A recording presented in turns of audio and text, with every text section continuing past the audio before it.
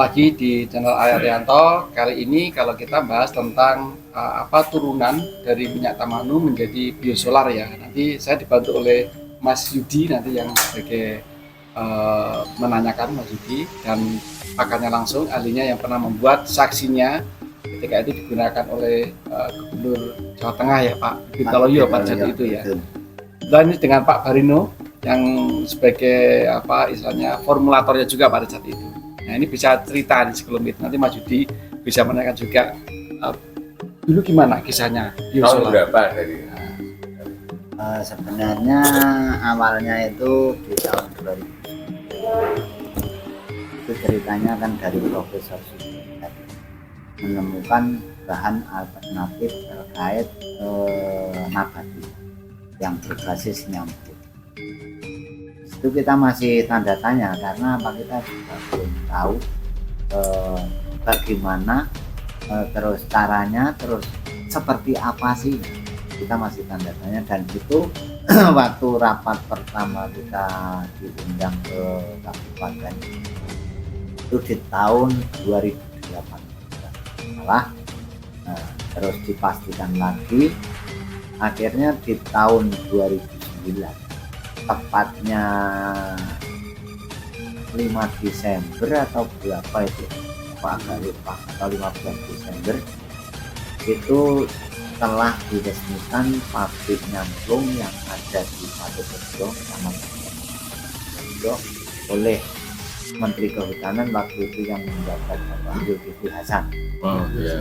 Yang tujuannya pabrik itu adalah untuk DME, bisa mandiri energi berbasis nyamplung. Nah, disitulah kita mulai belajar cara bikin biofuel dari nyamplung, dari bahan buah biji buah nyamplung yang masih hijau begitu jatuh kita ambil, kita pungut, terus kita pecah, kita keringkan, kita proses, akhirnya bisa menjadi biofuel. Walaupun waktu itu kita cuma penasaran saja, ingin tahu, ingin bisa. Intinya di situ karena kita belum memperhitungkan untuk BOP, biaya operasional produksi. Jadi setelah mulai kita belajar, akhirnya berhasil di tahun 2009, tepatnya tadi saya sampaikan tanggal 15 Desember 2009. Nah, akhirnya jalan 1 bulan, kadang terus kita tersendat lah karena belum terkait dengan pemasaran. Jadi kita terkendala di pemasaran. Akhirnya di tahun 2012 kalau nggak salah, itu tepatnya tanggal 5 sampai dengan tanggal 7 Mei kita mengadakan protes. Kita kerjasama dengan LSM Relo waktu itu yang ada di Bantul. Kita bisa mewujudkan menghasilkan minyak sebanyak 350 liter. Nah, kita coba menggandeng waktu itu mengadakan tugas bersama Bupati Purworejo, dan yang menjabat gubernur waktu itu adalah Pak Waluyo. Nah, kita juga sampai di kantor gubernur. Di sana Pak Biku juga sempat ikut intinya mengemudi perjalanan, walaupun cuma muter di kantor, tapi itu betul-betul murni dari minyak nyamplung. Dan itu kita menggunakan mobil 3, itu Estrada semua. Yang pertama punya Dinas Kehutanan Purworejo, yang kedua Dinas Kehutanan Provinsi, yang ketiga punyanya BPDAS Pak Sekayu Kulon Progo. Prosesnya tadi Pak Barino Ya. dari Dari minyak itu loh. dari minyak Itu apa saja? Apa katalisatornya ya, gitu? atau step-stepnya Oh. waktu itu seperti apa? Nah, jadi pembelajaran itu kita diajari awalnya begitu kita sudah menghasilkan minyak. Nah, kita mulai proses awal, yaitu proses jikam. Proses jikam itu kita masuk waktu itu 100 kilo minyak dengan perbandingan asam fosfatnya itu cuma berapa lah, nggak seberapa, nggak banyak, saya nggak begitu ingat. Cuma dicampur asam fosfat. Tujuan jikam itu untuk memisahkan antara getah dengan minyak. Itu juga dipanasi dengan suhu 60 derajat Celcius, diaduk selama 1 jam. Setelah pokoknya hitungan itu setelah suhu naik 60 derajat Celcius itu langsung terus kita mulai hitung menit. Nanti diaduk selama 1 jam. Setelah 1 jam langsung nanti kita matikan. Setelah kita matikan, kita proses untuk settling, dalam arti pengendapan. Pengaduannya pakai media apa? Itu pakai Pak, pakai motor semua, pakai dinamo. Pakai penggerak semua. Pakai penggerak. Karena apa? Itu ruangannya tertutup rapat, tidak ada celah, tidak ada terbuka. Jadi setelah kita settling, nanti kita keluarkan endapannya. Setelah itu langsung kita proses filtrasi. Setelah endapan sudah kita buang, kita proses filtrasi. Setelah proses filtrasi, nanti hasil minyak itu langsung kita transfer ke tabung berikutnya, yaitu tabung untuk transestrifikasi. Dan disitulah nanti kita masih masuk katalis. Pertama kita hitungannya dari awal, karena awalnya tadi kita masuk 100 kilo ya, itu kita membutuhkan metanol 20% dari bobot minyak tadi awal. Sekitar 20 kilo metanol, terus 2% asam sulfat, 2% asam sulfat. Nah, terus itu nanti asam sulfat kita aduk dulu dengan metanol. Setelah kita aduk, nanti kita tuang, kita masukkan, dicampur dengan minyak di tabung transestrifikasi tersebut. Itu juga sambil diaduk, sambil dipanasi. Nah, setelah panas nanti mencapai suhu 60 derajat Celcius, baru nanti kita hitung jam.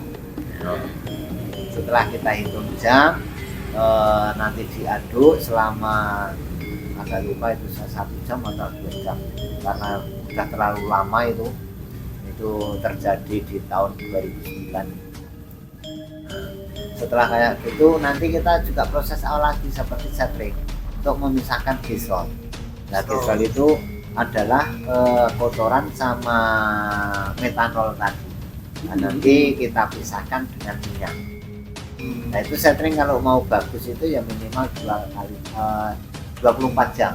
Jadi 1 hari 1 malam sekali proses, baru nanti kita proses settling. Setelah kita settling, nanti kita lihat untuk pH minyak, asam lemaknya masih tinggi atau sudah turun. Kalau itu sudah turun gratis, mungkin kita bisa melanjutkan untuk proses tahap berikutnya. Tapi seandainya kok masih tinggi asam lemaknya, lah itu nanti kita proses lagi seperti tadi, yaitu transestrifikasi. Seandainya itu sudah oke, nanti kita proses berikutnya yaitu untuk estrifikasi. Proses estrifikasi itu nanti kita pakainya bukan asam sulfat, tapi kita pakainya metanol sama 20%. Kita pakainya KOH ya, KOH itu 1%. Jadi kita membutuhkan KOH 1 kilo. Itu juga nanti kita amati setelah kita settling, kita amati asam lemaknya udah turun belum. Kalau belum turun banyak, ya kita turunkan lagi proses. Setelah itu kok kira-kira sudah asam lemaknya kecil, nah baru kita proses untuk washing, pencucian. Di situ minyak kita campur dengan air, kita aduk, cuma diaduk, tapi diaduk. Setelah kita aduk, tidak membutuhkan suhu tertentu. Tidak, itu cuma diaduk saja, karena kan minyak masih panas. Diaduk, dicuci. Setelah diaduk beberapa saat, itu ditunggu biar putarannya berhenti lah, kira-kira seperti itu. Baru kita nanti turunkan. Jadi posisi minyak sama air sudah tenang, baru nanti kita turunkan, kita buang airnya. Itu dicuci sampai benar-benar bersih ya. Kalau awal di bawah otomatis ya, kan di bawah. Nanti otomatis air tersebut itu putihnya seperti putih susu. Awalnya pasti kotornya luar biasa. Nah, itu sampai nanti benar-benar airnya itu udah bersih. Benar-benar udah bersih, nggak kelihatan putih lagi, udah jernih. Lah setelah jernih, nanti kita proses lagi sekali, yaitu untuk vakum lagi, pemurnian. Jadi yang tadinya minyak kita cuci, akhirnya terus kita pindah tempat lagi, ditabung yang terakhir untuk vakum drying. Tujuannya untuk pemurnian. Nah itu juga kita panasi pakai suhu. Masih Itu ada kalau campur nggak lagi? salah Campuran. itu nggak ada campuran, Oh, itu cuma sudah panas jadi. aja. Nah, itu dengan suhu 100 derajat. Tinggi ya. Karena tanpa suhu tinggi seperti itu air nggak bakalan menguap. Oh iya. Jadi itu tujuannya vakum drying adalah untuk pemurnian, untuk menghilangkan kadar air yang ada di minyak. Nah setelah kok itu nanti jernih, nah kita bisa ambil sampel. Kalau kita lihat di gelas yang jernih terus kok bisa kelihatan jari-jari kita, tembus, otomatis sudah bisa tembus, otomatis sudah kelihatan jernih. Nah baru itu selesai. Itu pun kita sambil lihat untuk penguapan air masih ada atau enggak. Kalau sudah benar-benar enggak ada ya baru kita matikan. Nah, setelah itu karena itu suhu masih tinggi dengan suhu 100 derajat Celcius tersebut, biasanya tetap kita diamkan. Paling paginya baru kita turunkan minyak atau selang 1 kali 24 jam supaya minyak itu benar-benar sudah dingin lah. Ya, betul. Baru kita keluarkan. Ya. Nah setelah kayak gitu ternyata kita coba baik di hand tractor maupun di diesel itu toh, itu juga bisa bunyi. Terus kita eksperimen coba di mobil solar Chevrolet waktu itu yang saya coba, alhamdulillah juga bisa nyala, bisa jalan. Akhirnya di tahun 2012 kita eksperimen dalam arti memberanikan diri untuk mengadakan proses bersama Pak Budi bersama Pak Budi Waluyo selaku Gubernur Jawa Tengah. Kita juga ke DIY ketemu sama Pak Hamid. Oh, Itu perjalanan 3 hari 2 malam. Jadi malam pertama kita nginep di Semarang, malam yang kedua kita nginep di UGM. Jadi baru siangnya kita perjalanan pulang ke Purworejo. Itu di tahun 2012. Jadi secara simpelnya itu ada proses untuk menurunkan kadar asam lemaknya ya, Ya, Pak. asam lemak Itu yang bebasnya. asam lemak bebas yang memang masih tinggi. Terus yang kedua baru pemisahan antara minyak yang dan gisrolnya Ya, sama gisrol. Ya, berarti sekitar setiap 100 kilo atau mungkin paling gampang 100 liter Ya. lossnya sekitar 20 ya. Ya, jadi 20%. setelah kita hitung di finishing hasil minyak itu kita awalnya masuk 100 kilo, kita hitungannya di awal kilo, tapi begitu keluar jadi biofuel itu kita pakai literan cuma menghasilkan 81 maksimal 80 liter lah ya. Ya. Setiap Jadi 100 kilo. sedangkan hitungan liter sama kilo kan banyakkan kilo. Kilo, ya, Ya, 1, jadi kalau berapa? nggak salah 1 kilo itu 1 liter itu 0,9. Jadi kalau sampai 1 kilo berarti kan 1100. Ya, loss mungkin 25-an lah 5%. Gitu. Ya ini nanti berarti sekali lagi hal yang memang sangat patut untuk kita lanjutkan Ya. Mas Yudi ya, karena Ya. memang ini kan energi terbarukan. Nanti bagaimana untuk proses kita tetap masih terus mencari formula bagaimana untuk proses mungkin bisa dipersingkat harapan kita, dan berikutnya adalah bagaimana untuk biaya BOP-nya bisa ditekankan dan pemasarannya itu harus kita regulasikan menjadi sebuah kebijakan itu bisa dijalankan. Jadi menjadi ekonomi rakyat. Dan potensinya sangat luar biasa karena pohon jambu kalau kita lihat kan sangat mudah tumbuh ya di mana-mana ya. Jawa. Iya, jadi itu bisa menjadi salah satu alternatif. Dan itu sebenarnya waktu kita trial uji coba di jalan itu kalau dibandingkan dengan solar itu lebih irit pertama. Malah irit. Lebih irit. Oke. Terus yang kedua itu dari segi asap emisi itu lebih ramah lingkungan.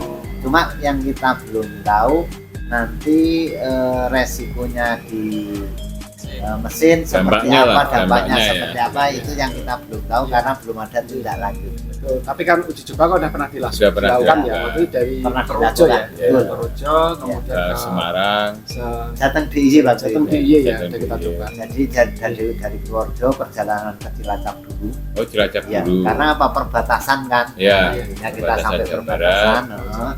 perbatasan Jawa Tengah karena komitmen kita adalah Jateng DIY. Iya. Jadi kita tetap sampai Cilacap, Cilacap kita tolak balik lagi ke Semarang, dari Semarang kita ke Jogja, dari Jogja perbatasan. kita langsung ke Gunung Bantul Gunung Kidul itu. Gunung Kidul kita Jadi cukup jauh juga ya. lumayan waktu jauh. itu. Iya, berapa ratus kilo ya? Itu kalau nggak salah ada 300 700 lebih. 700-an kilo. 700 murni Kilometer. pakai murni Nyambung. pakai fuel Nyambung, berbasis nyambung. ya. Sementara itu sobat di Perjalanan Arianto, selanjutnya kita nanti bisa evaluasi dan bisa bagaimana untuk ke depan bisa menjadi penguatan itu. Terima kasih Pak Barino waktunya. Ciao.